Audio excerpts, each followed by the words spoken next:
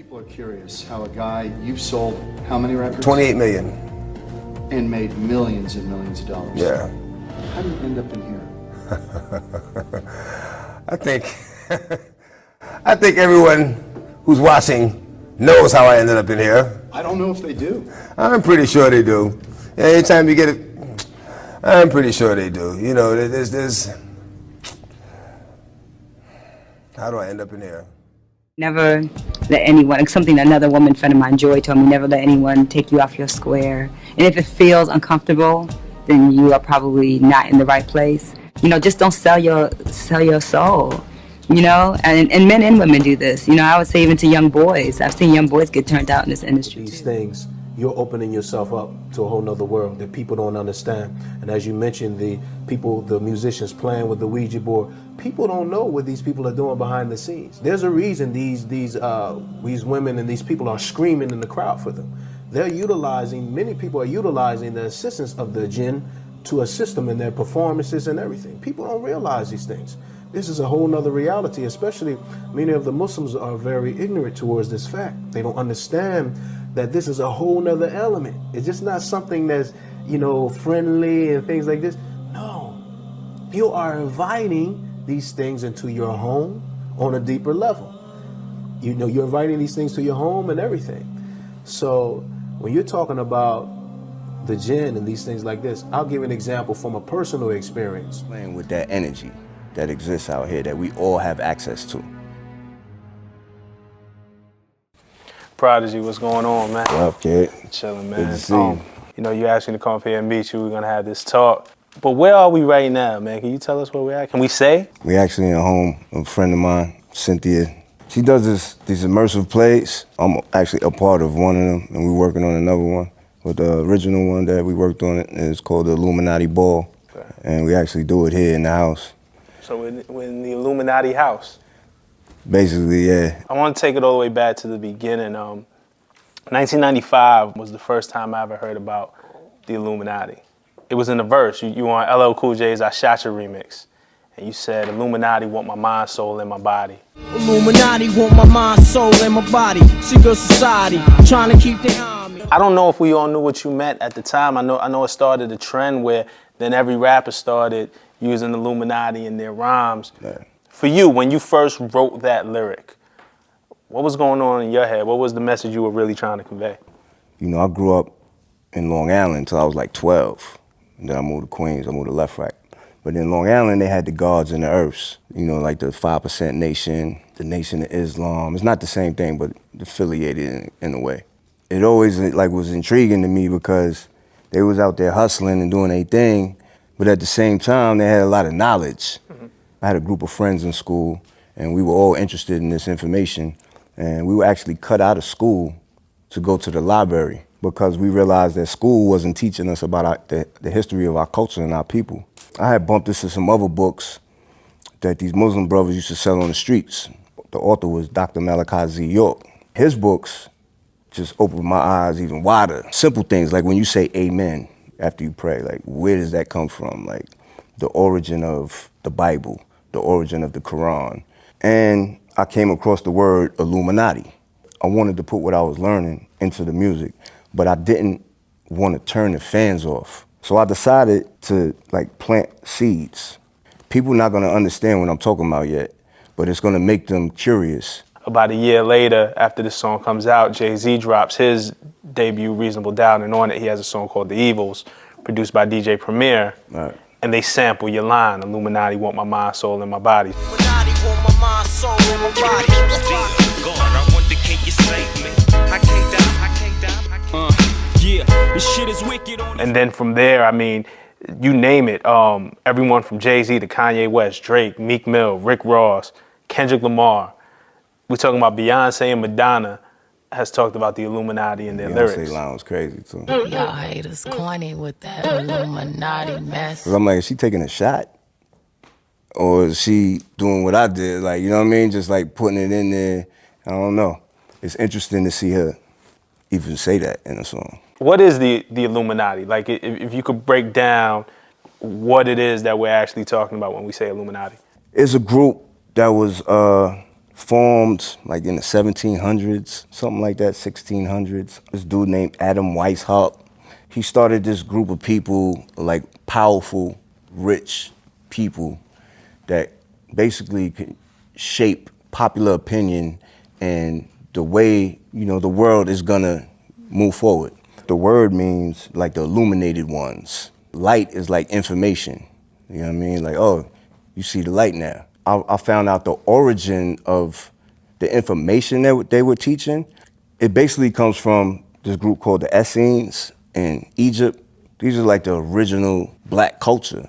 They're like the scholars, doctors, scientists, esoteric thinkers, and they just knew how to do stuff. Like, for example, look at the pyramids. Nobody understands how the pyramids were built.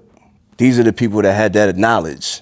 The Eye of Horus, the pyramid, those are artifacts and things from black culture. They represent certain things of our people from ancient black history of Egypt. You know what I mean? Ancient Egypt. You got these group of people, they break into the tombs, they steal the riches, like the gold and the mummies, and they rape and pillage our culture. Here they got you thinking your own people and your own artifacts and your own symbolism is evil.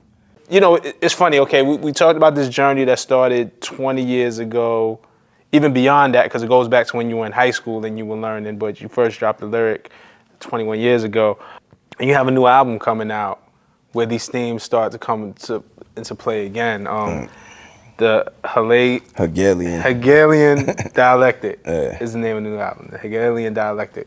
Talk to me about this album. It's basically like my magnum opus type of album. When I first dropped that seed, from that point on, I would keep dropping little seeds here and there, just building up to the point where we can have a full conversation about this. I didn't know when it was gonna happen. I didn't know what I was gonna call the project, but this has been planned since I was 19. Definitely like a lot of information on this album and things that even on the surface, like, again, you know what I'm saying? I think people might approach No Religion and be like, oh, he used the Jay-Z sample. Young niggas that blasphemy, no religion. Young niggas that blasphemy, no religion. And it's dope how it connects to the evils and connects to Illuminati. Nah, that was like a straight shout out. Like, I love Jay-Z, you know what I'm saying? Even though we went through our little bullshit, whatever, that's... Brotherhood of Elite Rappers. Yeah, he's definitely one of them, you know what I'm saying? Sure. Word. But you know, it's a deeper meaning as well, so you use that as the icing on the cake of... Right. There's a whole thing under that of what yeah. you're trying to say. And I think throughout this album, man, but I definitely appreciate you for your time and the information and the clarity. Shit, thank you, man, for even wanting to do this, like, you know. Nah. Unknown brain in mind me, baby, let's do it.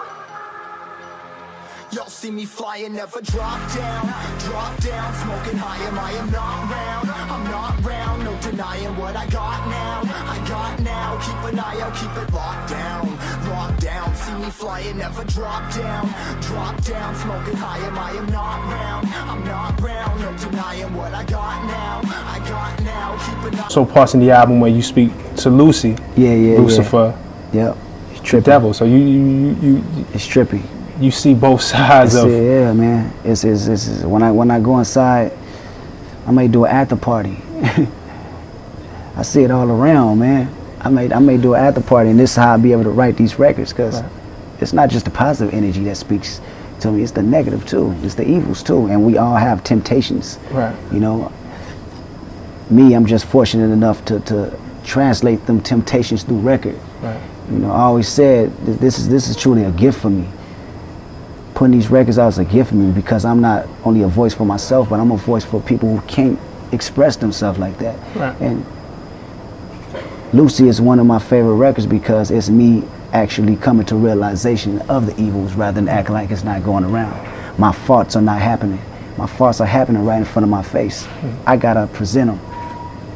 That reminded me in a way, and not to compare it to anything, because I do think this is an original, maybe one of the most original works we've seen in a long time, but it reminded me a little bit of Snoop. Yeah. And Murder Was the Case, where Of he course. had that conversation course. with the devil, with Lucifer, and that temptation was in his face. And Of course.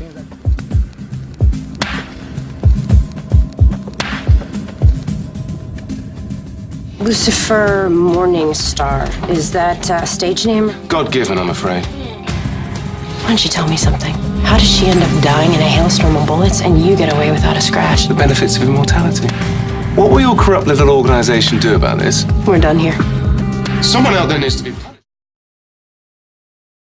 Just being in such an infrastructure like BET, and I still work in the film and television industry, and I have actors that we see on TV every day that are my friends, and I'm in their homes, and I know that they ain't got no money.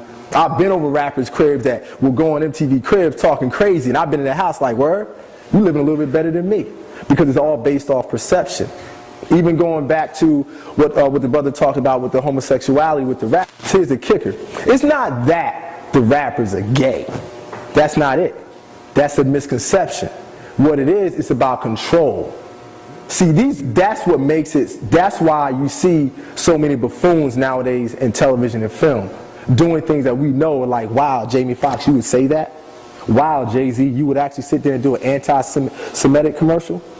Because they're in a bind, because see, Jay-Z's not gay. I'll use him as an example. He's not gay, but once you reach a certain level within that weapon of mass destruction, you have to give something up. There's something that you're going to give up because you got to be down with that crew. And how do I know? Because it happened to me. That is why I'm standing here talking right now. I reached a certain level in that station. I was the only producer to ever come as a new kid and create a multi-million-dollar revenue generating show. So it's not even reality television. But they understand that majority of us, whether we like it or not, are lazy as hell. On a spiritual level. We think because we work 3 jobs that, nah, I'm not lazy. But spiritually, psychologically, the masses are lazy.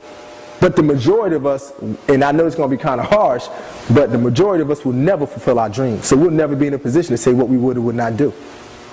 You understand what I'm saying? We'll never be in that position. Because before I got there, I would say the same thing until I got there.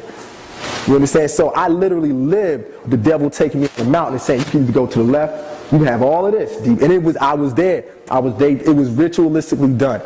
The vice president sent his right-hand man to me 3 straight weekends. They do everything in 3s. Well, now it's time for them to introduce me to the inner workings of this monster that's created.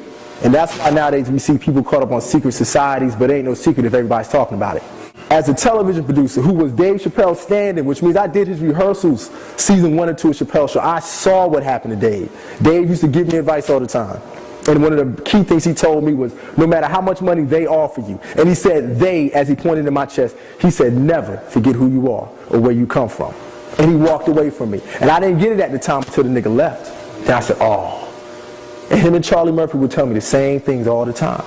And then I got it. This is a war. And these cats are sorcerers. And we need to take, and I know the words magic and sorcery takes people to make you think that I'm talking about the Eastwick Chronicles or Harry Potter, but this is real. Because it's affecting our babies. So when they see all these signs visually that say, whatever has happened in urban America as far as the perception on television and film, I was basically the fly on the wall. That's why this brother is so correct. There you go, was so correct when he says we are at war. And I know it's somewhat difficult to believe that a war can be anything other than physical, but it is.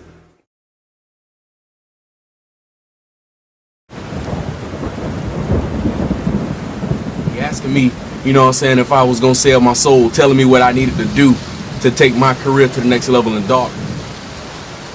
And I came to the realization that this world is nothing like we thought it was. And I also came to realize that the world is not controlled and run by the people and the institutions that we're told it is. The truth is very, very different. In actual fact, there are various organizations and groups working through secret society networks that over a vast period of time have come to control and manipulate pretty much every aspect of daily human life. And that absolutely includes the entertainment industry.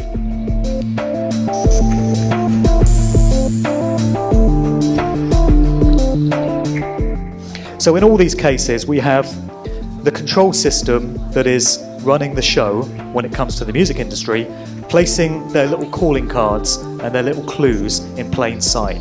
They're letting you know who owns these artists, because their asses are owned, lock, stock and barrel. And there's a phrase that you often hear, which is, they've sold their souls for fame and fortune. And I would suggest that rather than that being a myth or a convenient kind of quip or phrase, there is a lot of truth to that statement.